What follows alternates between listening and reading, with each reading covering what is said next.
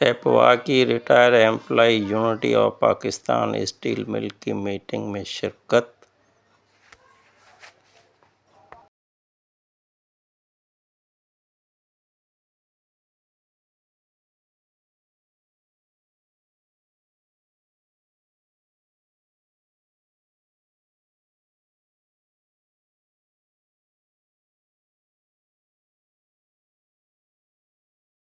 से नहीं है, लेकिन मैं एप्वा का वाइस प्रेसिडेंट हूँ। और ये क्योंकि मामला जो है एरियाज की पेमेंट का और डिवीजन का, ये क्योंकि माली मसला है, ये इंतजामी मसला नहीं है, ये माली मसला है।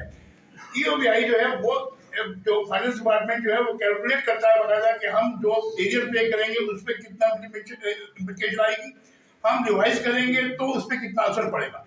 इस सिलसिले में आप हजरात के लिए मैं ये बता दूं कि इस वक्त ईओबीआई की माली हालत बहुत ज्यादा मजबूत है, बहुत मजबूत है। उसका बैकग्राउंड मैं आपको बताता हूँ कि 2021 में इनका कंट्रीब्यूशन जमा होता था 33 अरब रुपया सालाना, और इनकी जो पेमेंट होती थी ईओबीआई की पेंशन की वो होती थी 47 अरब रुपया, यानी तकरीबन 14 अरब का खसारा ये लोग बताते थे।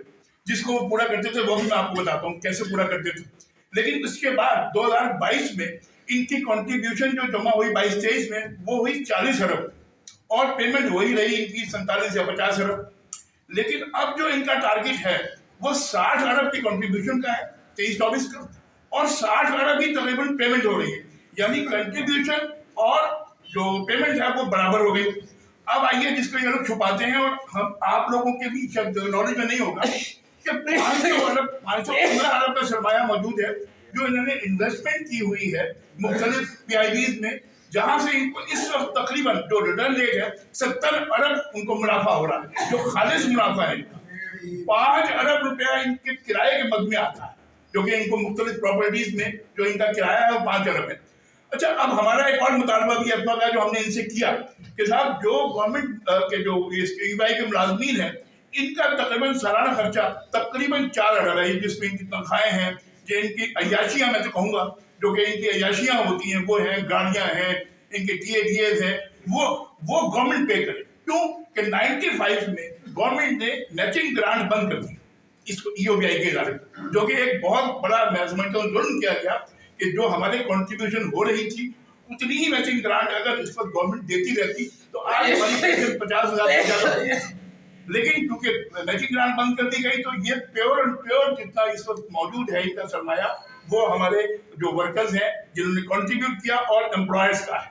तो लिहाजा हमारा हक ये है कि हम इनसे ये मुतालबा करें कि साहब एक तो पेमेंट जो इनके पर्क्स की है, जो इनकी तनख्वाहें हैं, पेंशन है, जो भी इनका टीए जो कुछ भी है वो गवर्नमेंट पे करे और इस फंड से न दिया जाए। दूसरी बात ये है कि तो ये हमारा मुतालबा स्ट्रॉन्ग है, हमने किया है और इंशाल्लाह ताला आगे भी हम इसको करेंगे। दूसरा हमारा मुतालबा ये है कि मैचिंग ग्रांट को इसको रिस्टोर किया जाए। हमने एक तजवीज़ पेश की है, हो सकता है कि आप बहुत से हजरात को मेरा पैगाम मिला हो। इस वक्त इलेक्शन होने जा रहे हैं 8 फरवरी को। हमने ये कहा है कि तमाम सियासी पार्टियों का मंशूर में शामिल होना चाहिए कि हमारी जो पेंशन है ईओबीआई की वो मिनिमम वेज यानी इस वक्त 32,000 है उसके बराबर होनी चाहिए। आप हजरात यकीनन डिवीजन की बात कर रहे हैं, आप हजरात डिवीजन की बात कर रहे हैं, डिवीजन तो अपनी जगह बिल्कुल है, एरियर्स भी उसके मिलने चाहिए, लेकिन 32,000 होनी चाहिए इस महंगाई के दौर में, ये बहुत जरूरी है। और हम ये मुतालबा करते हैं यानी 5 लाख पेंशन पूरे पाकिस्तान में, अगर हम एक एवरेज ले लें कि उनके खानदान के 4 अफराद हैं तो ये 20 लाख हो जाते हैं। 20 लाख वोटर उस जमात को देंगे हम वोट जो ये अपने मंशूर में लिखेगी और ये हमें यकीन दिलाएगी कि वो उसमें आने के विचार में आने के बाद वो हमारा ये मुतालबा मंजूर करेगी।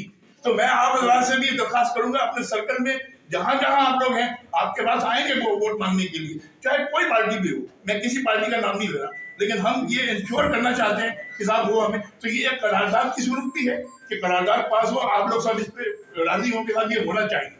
ये एक तजवीज़ है, ये मैंने इसको हर फोरम पे मैंने इसको स्प्रेड आउट किया है, फेसबुक पे भी किया है और लोगों तक पहुंची है ये बात और लोग इसकी तारीफ कर रहे हैं। तो ये बहुत जरूरी है कि हम ये जो माली पोजीशन है इस तो ईओबीआई के बहुत से लोगों की नॉलेज में नहीं है, बहुत से लोगों की नॉलेज में ये आनी चाहिए।